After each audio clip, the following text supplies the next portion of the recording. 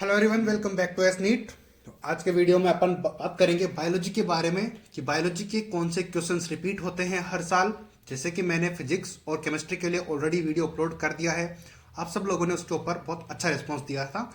तो और आप लोगों में से बहुत से स्टूडेंट ने ये भी पूछा था कि बायोलॉजी के लिए भी आप सेम वीडियो बनाइए। तो हमने बहुत सारी रिसर्च करने के बाद अब बायोलॉजी के लिए भी वही पैटर्न से उसी तरीके से हर एक चीज़ आपके सामने डिस्कस करने के लिए आ गए हैं। एक बार फिर बहुत सारे ईयर्स के क्वेश्चंस हमने एनालिसिस करे, उसके बाद हम आपके सामने ये चीज़ें लेके आ रहे हैं। जैसे कि जिन भी स्टूडेंट को पता है कि फिजिक्स और केमिस्ट्री के जो हमने बताए थे, काफ़ी सारा अच्छा रिस्पॉन्स सभी स्टूडेंट ने दिया था उसके ऊपर। तो कि बायोलॉजी के लिए बनाने वाले तो नहीं थे, क्योंकि बायोलॉजी के लिए तो एनसीईआरटी मोर देन सफिशिएंट होती है। तो वो तो ज़्यादा एक इशू का इशू नहीं रहता है स्टूडेंट के लिए। लेकिन फिर भी आप लोगों की डिमांड थी, तो हम लोग वो हर एक चीज़ आपको देंगे जो आपको चाहिए या फिर जिसमें आपको दिक्कत होती है। तो चलो स्टार्ट करते हैं आज का वीडियो। लेकिन उससे पहले अगर आप चैनल पर नए हो तो प्लीज़ चैनल को सपोर्ट करो सब्सक्राइब करके, ताकि हमें भी मोटिवेशन मिलती है इस चीज़ से। लाइक करें ज़्यादा से ज़्यादा और ज़्यादा से ज़्यादा स्टूडेंट के पास शेयर कर दो। और जिन स्टूडेंट ने अभी तक फिजिक्स और केमिस्ट्री के वो वीडियोस नहीं देखे हैं तो डिस्क्रिप्शन में मैं लिंक डाल दूंगा, तो वहाँ से आप उनको आराम से देख सकते हो। तो बायोलॉजी का आपको मिल गया, फिजिक्स और केमिस्ट्री का आपको डिस्क्रिप्शन में मिल जाएगा। तो चलो स्टार्ट करते हैं आज का वीडियो। तो जैसे कि आप सभी लोगों को पता है कि बायोलॉजी के अंदर कोई एक स्पेसिफिक टॉपिक है नहीं वैसे तो, कि जहाँ से ज़्यादा क्वेश्चन पूछे जाते हों। मैक्सिमम 50% पार्ट बायोलॉजी का कवर होता है नीट के अंदर। तो यहाँ पर क्वेश्चंस काफ़ी ज़्यादा कहाँ से रिपीट होंगे, पूरी 2 एनसीईआरटी की बुक्स हैं तो वहाँ से रिपीट होंगे।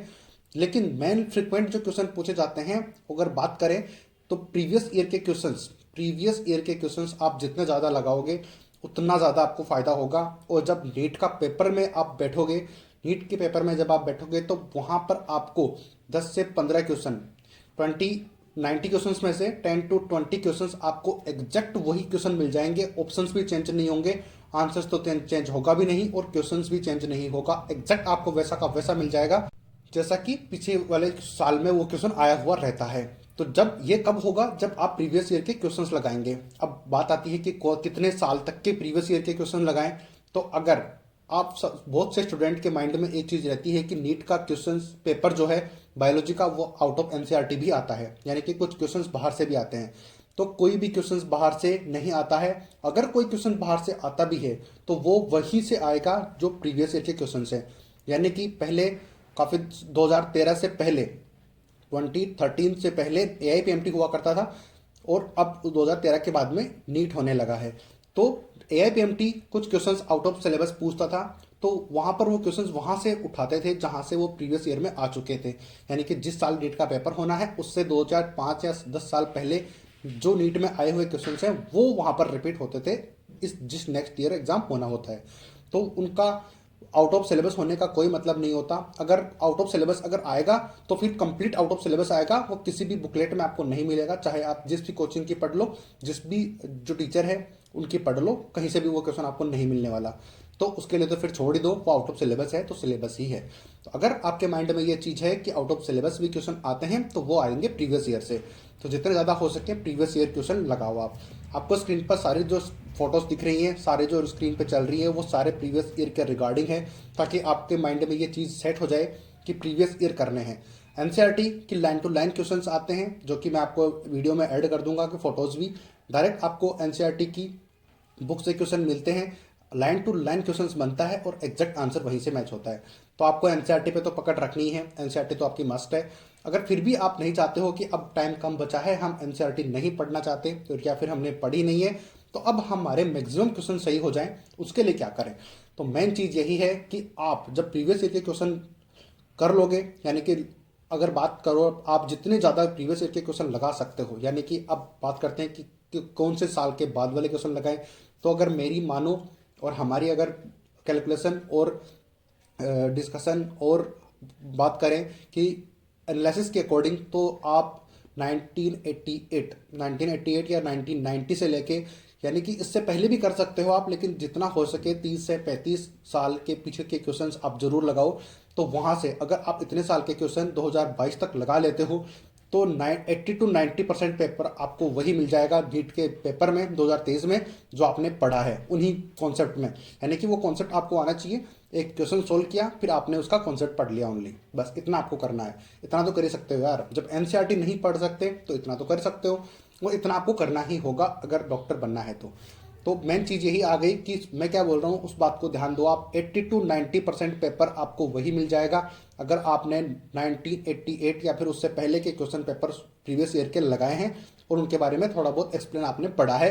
यानी कि आपको आइडिया अगर उस चीज़ का हो गया तो आप 80 to 90% पेपर समझ के चलो कि वही आएगा एग्जैक्टली जो कि आपने पढ़ा है। थोड़ी सी लैंग्वेज इधर उधर हो सकती है बट वही रहेंगे। उस 90 to 80% में भी 10 to 20 क्वेश्चन ऐसे आएंगे जो 10 to 20 क्वेश्चन एग्जैक्ट मिल जाएंगे, बिना क्वेश्चन चेंज के, बिना ऑप्शन चेंज के और बिना डाटा चेंज के एग्जैक्ट आपको मिल जाएगा। तो आप ये बात ध्यान रख लो कि अगर बायोलॉजी में फिजिक्स और केमिस्ट्री की तरह स्ट्रॉन्ग करना चाहते हो, जिन्होंने अभी तक बायो कवर नहीं की है उनके लिए भी, और जिन्होंने कर भी रखी है तो उनके लिए तो बहुत ज़्यादा फायदेमंद ये चीज़ हो जाएगी कि आपको कुछ नहीं करना। एनसीईआरटी आपको आती है मतलब ये है कि जितनी भी आती है आपको कॉन्फिडेंस है खुद के ऊपर कि हाँ मेरे को एनसीईआरटी अच्छी से पढ़ी हुई है, मेरे को आती है।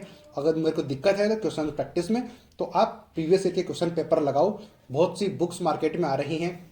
अब काफ़ी सारे स्टूडेंट की ये भी माइंड में रहता है कि सर कौन सी बुक लें, कौन सी सही है, कौन सी गलत है। तो यार आप खुद से आइडिया लगाओ एक बार कि सारी बुक्स जिसमें नीट के क्वेश्चंस होंगे, मान लो कोई बुक है जो आपको सबसे बेकार लगती है, यानी कि आपने उसके बारे में बहुत बेकार रिव्यू सुने हैं, तो कोई ना आप वही ले आओ।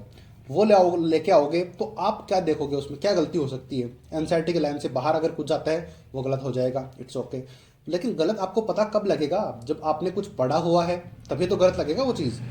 अगर किसी को कुछ आता ही नहीं है तो उसको तो कोई सी भी बुक ला के दे दो, वो तो कोई भी क्वेश्चन सोल्व कर लेंगे, किसी भी तरीके से सोल्व कर लेंगे, उनको तो कुछ भी गलत नहीं लगेगा। तो आपको कुछ गलत लग रहा है इसका मतलब आपने पढ़ा हुआ है, और वो चीज़ तो उल्टी ज़्यादा आपको याद रहेगी जो आपने गलत करी है। ये बात आपको खुद से रिलेट करके देखो, होती भी है, सबके साथ होती है। आप रियलाइज करके देख लो कि जो चीज़ आपसे गलत होगी, या फिर टीचर आपको क्लास में खड़े करके कुछ क्वेश्चन अगर पूछते हैं और आपका गलत होता है और वहीं पर अगर आपको आंसर पता चल जाता है तो वो चीज़ आप कभी नहीं भूलोगे। इतनी जल्दी जितनी वो याद आती है उतनी वो चीज़ याद नहीं आती जितना आपने याद किया हुआ है। तो कोई सी भी बुक ले आओ, कोई ऐसा नहीं है कि मैं किसी स्पेसिफिक बुक को मैं प्रीफर करूं, ऐसा कोई नहीं है। आपको जो बुक अच्छी लगे या फिर जिसका ज़्यादा रिव्यूज आपने सुने वो ले आओ और उसमें क्वेश्चन सोल्व करो।